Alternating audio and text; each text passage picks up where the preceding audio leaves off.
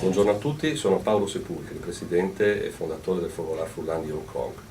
Il Fogolar Furlan di Hong Kong è stato istituito nel 2007, il primo fogolar in Asia. Abbiamo quindi recentemente compiuto il nostro 6° anno di attività.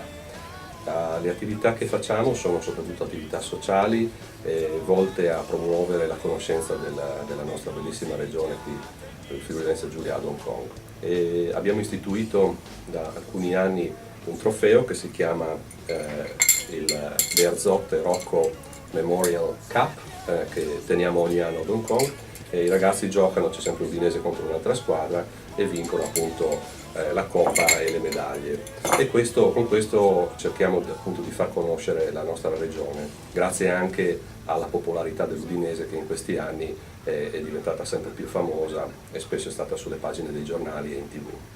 Nel nostro fogolar ci sono moltissime donne sostenitrici sia del Fogolar Furlan di Hong Kong e sostenitrici dell'Udinese proprio. Ciao, sono Stefano Bassanese, volevamo anche condividere con voi da Hong Kong il nostro capodanno cinese, quindi buon anno, buon 2014, buon anno del cavallo con tantissime vittorie per l'Udinese.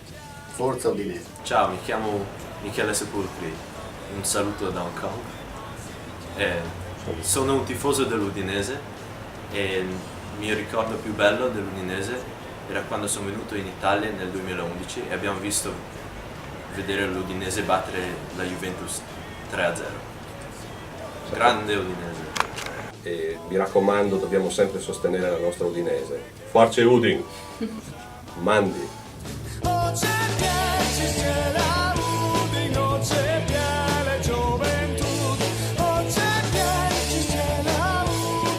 C'è